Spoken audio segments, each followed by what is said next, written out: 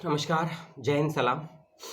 एक अपडेट आए हैं पीएचडी के एंट्रेंस एग्जामिनेशन को लेकर दीनदयाल उपाध्याय गोरखपुर यूनिवर्सिटी की तरफ से। और आपने भी यदि आवेदन किया है इस विश्वविद्यालय में तो एंट्रेंस एग्जामिनेशन की डेट, उसका शेड्यूल और एडमिट कार्ड कब तक आएगा, ये सब जानकारी आपको इस वीडियो में दे दी जाएगी। तो वीडियो को अपने समय और समझ के अनुसार देखिएगा और किस सवाल आपके पास में हो तो कमेंट करके पूछ लीजिएगा।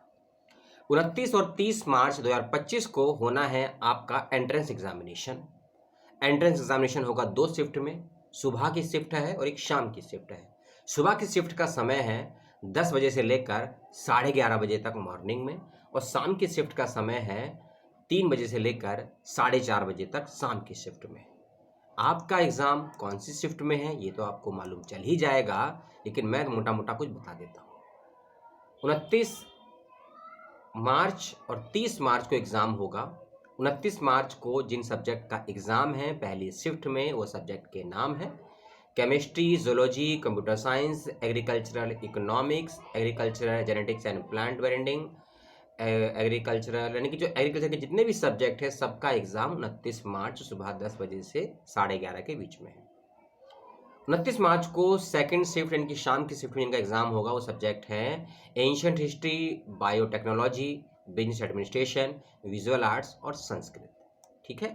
30 मार्च को पहली शिफ्ट में जिन सब्जेक्ट का एग्जाम होगा वो सब्जेक्ट हैं, डिपार्टमेंट हैं political science, economics, commerce, psychology, home science, mathematics, environmental science, geography, English, medieval and modern history, botany and language का पेपर हिंदी का। 30 मार्च सेकेंड शिफ्ट का पेपर होगा जिन सब्जेक्ट के उनके नाम हैं education, sociology, physics, microbiology, electronics, philosophy, Urdu, defence, law और last में फिजिकल एजुकेशन। आपका सब्जेक्ट क्या है और आपका वेन्यू क्या होगा और आपका टाइमिंग क्या होगा, ये आपको जानकारी मिलेगी अपने एडमिट कार्ड से। और एडमिट कार्ड का लिंक ओपन कर दिया गया है और प्रॉपरली वर्क भी कर रहा है। कल शाम तक लिंक जरूर आया था वेबसाइट पर 24 तारीख को, लेकिन प्रॉपरली फंक्शन नहीं कर रहा था, वर्क नहीं कर रहा। लेकिन आप 25 तारीख को प्रॉपरली इंटरनेट पर जो लिंक है वो वर्क कर रहा है, तो अपने एडमिट कार्ड को डाउनलोड कर सकते हैं। एडमिट कार्ड को डाउनलोड करते वक्त में कोई अगर तकनीकी समस्या आपको आती है तो यूनिवर्सिटी ने अपनी एक हेल्पलाइन फ़ोन नंबर और एक हेल्पलाइन ईमेल आईडी दी है, वहां संपर्क करके अपनी समस्याओं का समाधान प्राप्त कर सकते हैं। और ये हेल्पलाइन फ़ोन नंबर और ईमेल आईडी डिस्क्रिप्शन बॉक्स में आपको दे दी गई है।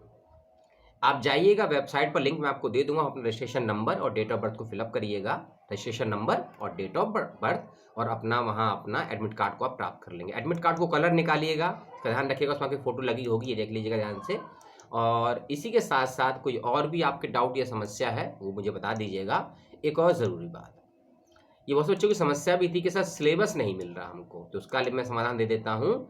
सिलेबस आपको कहाँ मिलेगा और आपके सिलेबस का क्या प्रारूप है, कैसे कैसे क्वेश्चन रहेंगे वो भी समझ लीजिए। सिलेबस में जो क्वेश्चन रहेंगे आपके, जो सिलेबस रहेगा आपका, उसका लिंक मैंने डिस्क्रिप्शन बॉक्स में मेंशन कर दिया है सभी सब्जेक्ट का। आपका जो भी सब्जेक्ट है उस सब्जेक्ट पर क्लिक करिएगा और वहाँ पे होगा एक ऑप्शन व्यू का, वहाँ जाके अपने सिलेबस को आप देख लेंगे। जो भी आपके सब्जेक्ट हैं इसमें लिस्ट में, वहाँ आपको जानकारी मिल जाएगी। पेपर आएगा एमसीक्यू माध्यम का, एमसीक्यू माध्यम से सवाल जब पूछे जाएंगे। पेपर 90 नंबर का, तो हो सकता है 100 क्वेश्चन या 120 क्वेश्चन ही आपसे पूछे जाएंगे, हो सकता है 50 क्वेश्चन भी हो, मैं क्लियर नहीं हूँ। लेकिन जो भी क्वेश्चन आएंगे एमसीक्यू माध्यम से आएंगे। कोई लिखित अलग से रिटर्न क्वेश्चन नहीं लिखना है आपको 100 वर्ड का या ऐसे राइटिंग टाइप का, ध्यान रखिएगा। नेगेटिव मार्किंग है या नहीं ये आपको मिलेगी जानकारी एडमिट कार्ड के माध्यम से। मुझे क्लियर है नहीं अभी कि नेगेटिव मार्किंग है या नहीं। अगर नेगेटिव मार्किंग है तो बहुत ध्यान से क्वेश्चनों को अटेंड करिएगा बच्चों, क्योंकि ऐसा भी होता है कि अगर आपसे 100 क्वेश्चन पूछे गए हैं, 70 क्वेश्चन तो आपको आते हैं और आपने कर दिए, और 30 क्वेश्चन जो नहीं आते उसको भी कर दिया आपने, और जब 30 क्वेश्चन सही नहीं पाए जाएंगे तो उसके नेगेटिव नंबर तो होंगे। तो 70 में से हो सकता है जो आपने क्वेश्चन करे 70 में से आपके 50 सही हो जाएं, तो नंबर तो आपको 50 के ही मिलेंगे, मान लीजिए 50 के 50 नंबर मिल गए आपको। लेकिन जो 30 क्वेश्चन आपके गलत हुए हैं बेटा, उसके भी तो नंबर कटेंगे, आपके माइनस हो जाएंगे, है ना। 1/4 का कम से कम हो सकता है, तो लगभग आपके बेटा 8 नंबर कम हो गए। तो आपके 50 की जगह आएंगे 42 नंबर, और 42 पर तो क्वालिफाई कर नहीं पाएंगे एग्जाम को। एग्जाम क्वालिफाई करने के लिए कम से कम 45 या 50 नंबर होने चाहिए। तो बेटा जो आंसरों को नहीं आते हैं आपको, जिनके जवाब मत करिएगा। अगर नेगेटिव मार्किंग है तो बहुत ध्यान से मैं इस बात को कह रहा हूं और बहुत ध्यान से आप भी इसको समझिएगा, ठीक है। पेपर हिंदी इंग्लिश दोनों ही माध्यम में आएगा। सोशल साइंस के बच्चे खास करके समस्या उनकी रहती है कि सर पेपर कौन से माध्यम में आएगा, हमको जानकारी नहीं मिलती है। तो बेटा इस विश्वविद्यालय में लगभग सारे पेपर है दोनों माध्यम में आएंगे, साइंस फैकल्टी को छोड़कर और लैंग्वेज को छोड़कर। ठीक है, तो उसको आप ध्यान से देख लेंगे, समझ लेंगे, और फिर भी कोई समस्या सवाल आपके पास है तो कमेंट करके जरूर बताइएगा।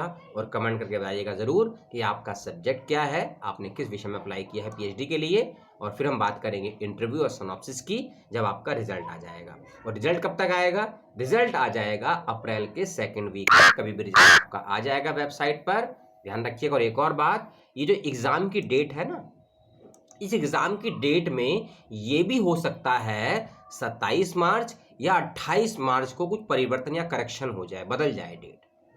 एग्जाम तो 29 तारीख को है और 30 तारीख को है, तो ये भी पॉसिबल है बेटा कि 27 मार्च या 28 मार्च को एग्जाम की डेट में परिवर्तन भी हो सकता है, ऐसा विश्वविद्यालय ने कहा है अपनी वेबसाइट पर नोटिफिकेशन में। तो अपने विश्वविद्यालय की वेबसाइट को रोज चेक करते रहिएगा, एडमिट कराने के बाद भी चेक करते रहिएगा।